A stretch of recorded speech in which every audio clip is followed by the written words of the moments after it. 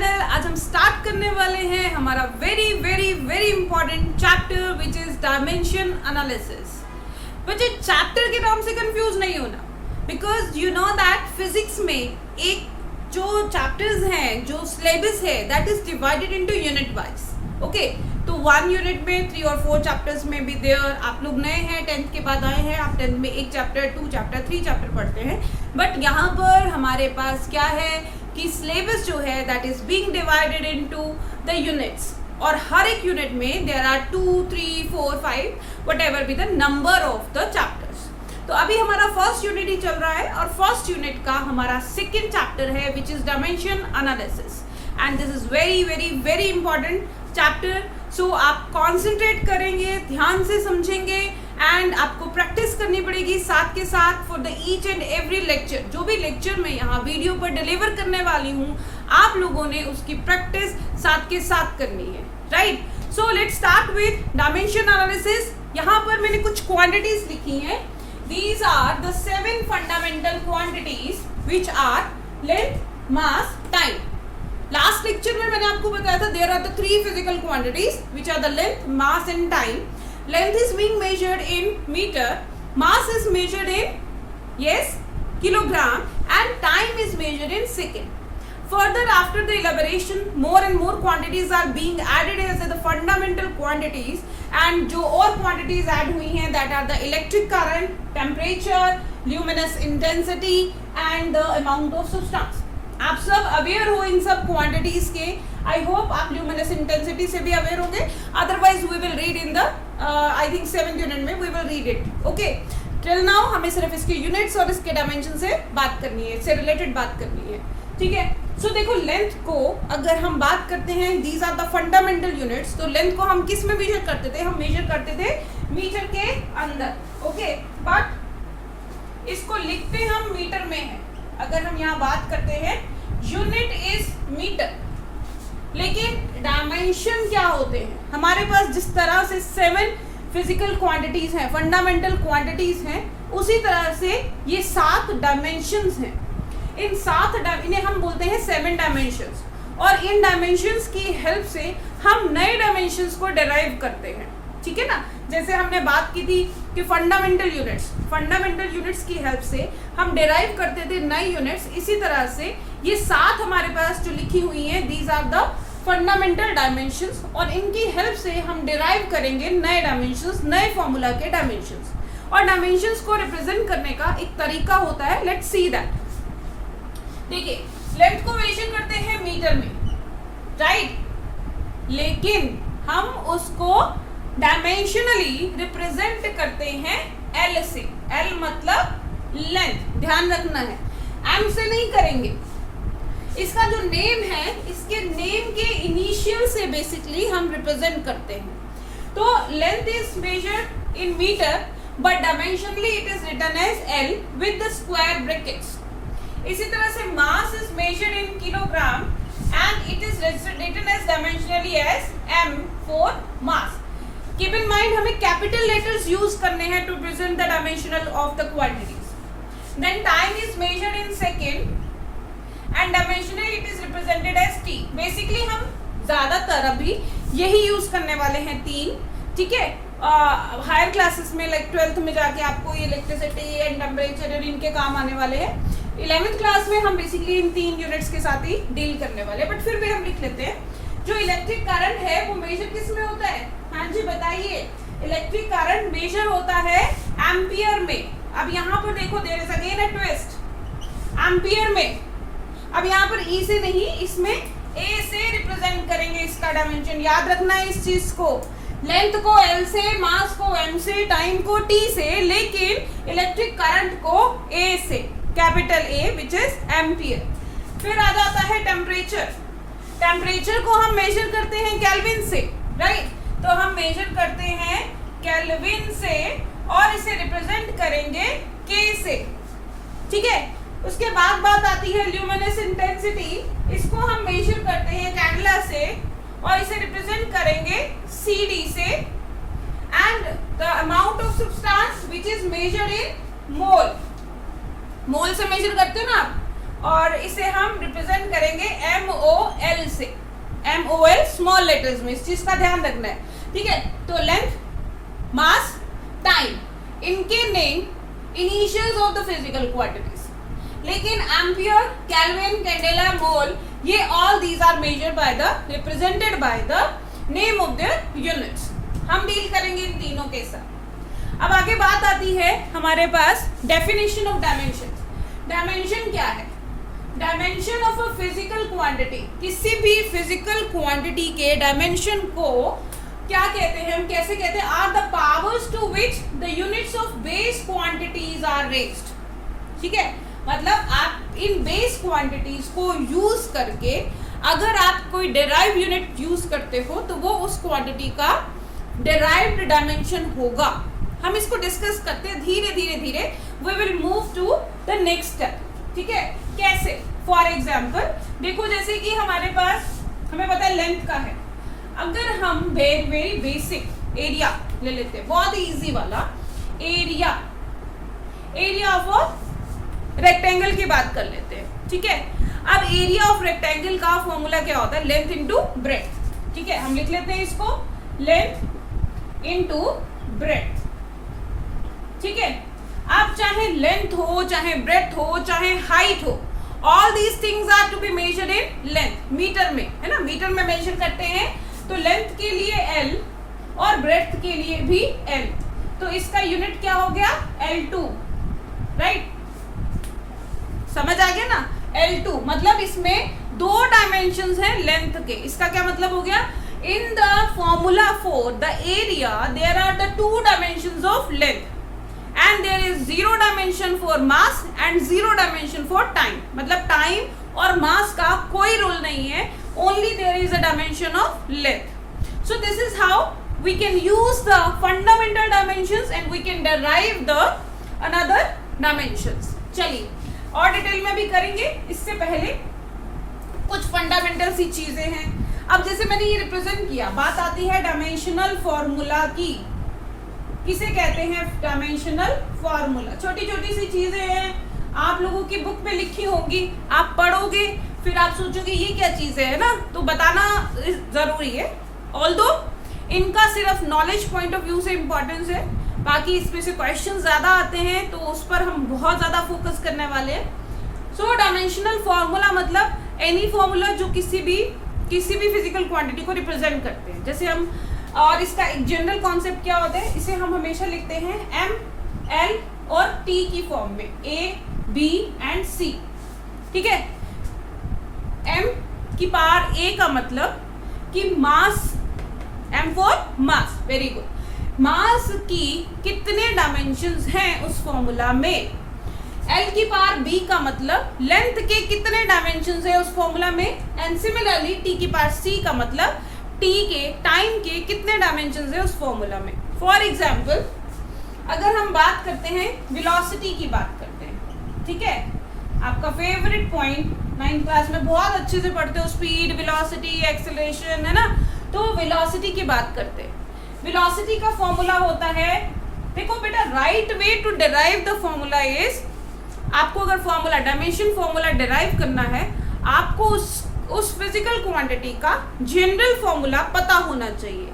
जैसे अभी तो आपको याद है, बहुत ही आसान है, वेलोसिटी है ना, velocity is displacement upon time, very easy, तो आप फटाफट से निकाल लोगे, क्योंकि आपको जब मैं फॉर्मूलाज करवाने वाली हूँ कम से कम 50 होंगे और वो सारे MLT की फॉर्म में होंगे, तो it will create lots of confusion. तो better to be use the basic formulas. Okay, so यहाँ पर क्या है, डिस्प्लेसमेंट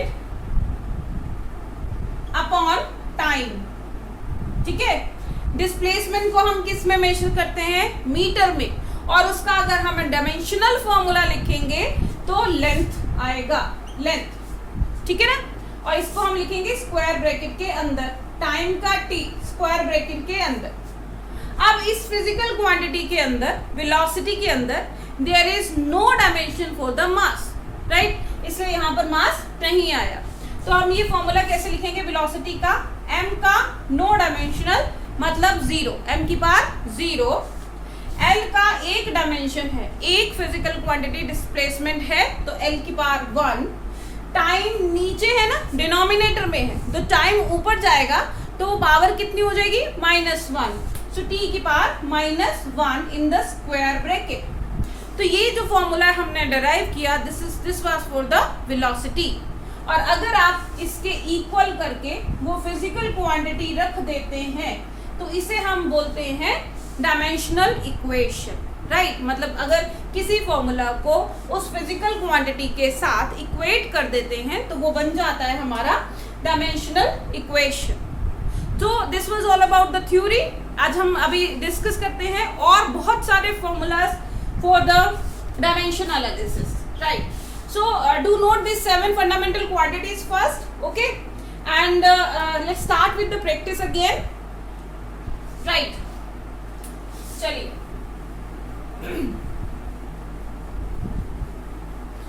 ठीक है। अभी तक हमने कर लिया एक एरिया का डिराइव, ठीक है। फिर हमने कर लिया वेलोसिटी का डिराइव। और कौन सी फिजिकल क्वांटिटीज आप लोगों ने पढ़ी हुई है जी? आप लोगों ने वॉल्यूम पढ़ा हुआ है ना, वॉल्यूम पढ़ा है, ठीक है। और क्या पढ़ा हुआ है, डेंसिटी पढ़ी है, और मोमेंटम पढ़ा हुआ है, मोमेंटम, ठीक। और फोर्स पढ़ा हुआ है अभी तक 9th क्लास में। प्रेशर भी पढ़ा हुआ है, प्रेशर। एंड चलिए पहले ये 1 2 3 4 5 के डिराइव करते हैं। देखो, वॉल्यूम का फॉर्मूला इन जनरल अगर हम बात करते हैं तो 3 डायमेंशन होते हैं, लेंथ, ब्रेड्थ एंड हाइट, ठीक है। तो इसका फॉर्मूला हो गया वॉल्यूम का length into breadth into height, ठीक है। और ये तीनों जो हैं वो किसको डिनोट करती हैं, ये तीनों लेंथ को डिनोट करते हैं। तो अगर तीनों लेंथ को डिनोट करते हैं तो L इंटू एल, तो ये बन गया L की पावर 3, यानी कि वॉल्यूम में we are having the 3 dimensions of length. So इसे हम फॉर्मूला फॉर्म में कंप्लीट फॉर्मूला लिखेंगे m0 L3 T0। What does it indicate? It indicates that mass का कोई डायमेंशन नहीं, टाइम का कोई डायमेंशन नहीं, एंड लेंथ के 3 डायमेंशन है, तो 3 डायमेंशन हमने लिख दिए, ठीक है। आगे हम बात करते हैं डेंसिटी की, स्पेस इशू है ना, तो इसको थोड़ा इधर कर देते हैं। आगे बात करते हैं डेंसिटी की, बात करते हैं डेंसिटी का फॉर्मूला होता है, क्या फॉर्मूला होता है? Mass per unit volume. So mass upon volume, very easy. जब तक आपको ये फॉर्मूलाज नहीं पता होंगे you will not be able to write the dimension formula. आप याद भी कर लोगे, आप क्रैम्प भी कर लोगे, बट प्रॉब्लम कहाँ आएगी? जब एग्जाम में आपको फॉर्मूला पूछा जाएगा और आप कंफ्यूज हो जाओगे, अरे m की पावर कितनी थी, 1 थी कि 2 थी, माइनस थी कि प्लस थी, है ना। तो better to use these formulas and then derive with the help of these, ठीक है। So mass is measured in m, हमने वॉल्यूम का निकाल लिया था L3, पुट करते जाएंगे बस। अब m की पावर 1, L की पावर -3, नीचे 3 है ना, ऊपर गया तो -3, t का है ही नहीं कोई तो 0, क्योंकि t का कोई डायमेंशन नहीं है, मास पर यूनिट वॉल्यूम है ओनली, तो m1 L -3 t0, राइट। तो ये आ गया हमारे पास डेंसिटी का डायमेंशन। आगे बात करते हैं मोमेंटम की। हमारी नेक्स्ट फिजिकल क्वांटिटी थी मोमेंटम। मोमेंटम का कैसे लिखेंगे? फॉर्मूला क्या होता है मोमेंटम का? Mass into velocity, mv। आप लिखते थे ना mv, याद होना चाहिए आप लोगों को। अब मास को मेजर करते हैं m में, तो हमने लिख दिया m में। अब भी हमने डिराइव किया था वेलोसिटी का फॉर्मूला, वेरी गुड। वेलोसिटी का फॉर्मूला क्या था? वेलोसिटी का formula displacement upon time, displacement को लेंथ में, टाइम को सेकंड में। तो क्या फॉर्मूला बना? LT-1। तो यहाँ लिख देते हैं LT-1 और ये डाल दी हमने स्क्वायर ब्रैकेट्स। तो ये फॉर्मूला बना M1 L1 T-1, ठीक है।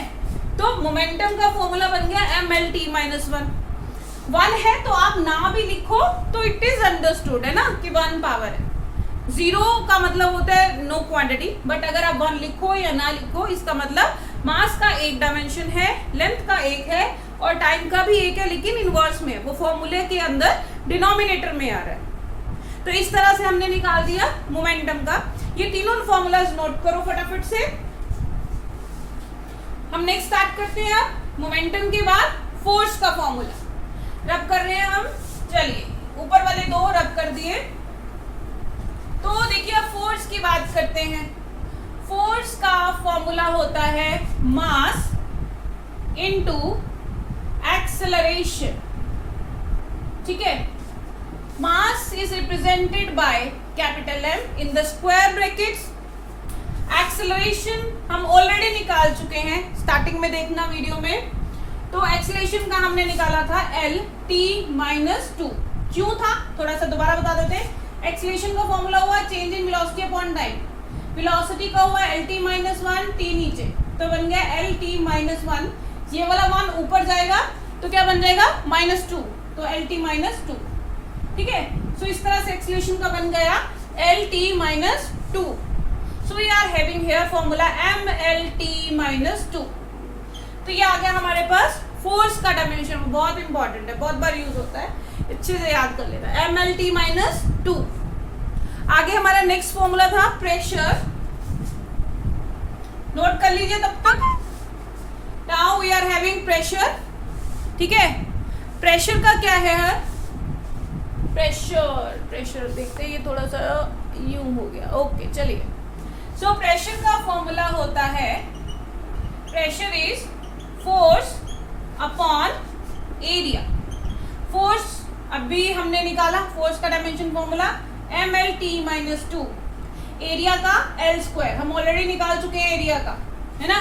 तो पुट करते हैं, इसमें पुट करके आएगा आपके पास M, L की पावर 1 है, ये 2 है। जब L की पावर 2 ऊपर जाएगा 1, देखो ये L ऊपर जाएगा तो L की पावर -2 जाएगा, राइट। डिनोमिनेटर से ऊपर की तरफ जाएंगे, न्यूमरेटर में लेके जाएंगे तो ये पावर्स इनवर्स हो जाती है, माइनस हो जाती है। और T ऑलरेडी -2 है यहाँ पर। इसको सॉल्व कर लेते हैं। बेस सेम है अगर तो पावर्स ऐड हो जाएंगी, है ना। तो M L ये बेस 1 और ये -2, 1 - 2 T की पावर -2, तो ये हमारे पास आ गया M L की पावर -1 T की पावर -2। तो इसका डायमेंशन फॉर्मूला क्या बन गया, ML-1 T-2, ठीक है ना। क्लियर हो गई ये। तो इस तरह से आपने जल्दबाजी नहीं करनी है स्टार्टिंग में। आपको आप जब प्रैक्टिस करते जाओगे तो याद हो जाएंगे, बट स्टार्टिंग में क्योंकि आप लोगों के लिए बिल्कुल ही नया कॉन्सेप्ट है 10th के बाद, तो आप लोगों ने क्या करना है, स्टेप बाय स्टेप परफॉर्म करना है। जब आप बार बार प्रैक्टिस करते हो तो आपको याद हो जाता है, आप डायरेक्टली भी लिख लेते हो, बट फॉर द स्टार्टिंग आप लोगों ने इस तरह से करना है। पहले फॉर्मूला लिखना है, हर फॉर्मूला का डायमेंशन फॉर्मूला लिखना है, फिर इसको इस तरह से सॉल्व करके फाइनल फॉर्मूला आपने निकाल लेना है, ठीक है। आगे हम बात करते हैं, हमारा नेक्स्ट हो गया प्रोपोर्शनल। हमने प्रेशर निकाल दिया, और क्या पढ़ा था 9 में, यस वर्क पढ़ा था। चलिए अब वर्क की बात करते हैं। नोट कर लिया होगा आई होप, नहीं तो पॉज कीजिए, नोट इट डाउन अगेन। चलिए वर्क का फॉर्मूला क्या था, आज हम कुछ बेसिक्स करेंगे, then we will continue in the next video, ठीक। Work is equal to force into displacement. Force का हमने किया MLT-2 अभी निकाला था, डिस्प्लेसमेंट इज L, तो ये बन गया M L2, ये 1 और ये 1 ऐड हो गए T-2। सो ये हो गया वर्क का। सो सिमिलरली हम बहुत सारे फॉर्मूलाज निकालेंगे इन the next video. So keep watching my channel for the next video. Thank you and have a nice day.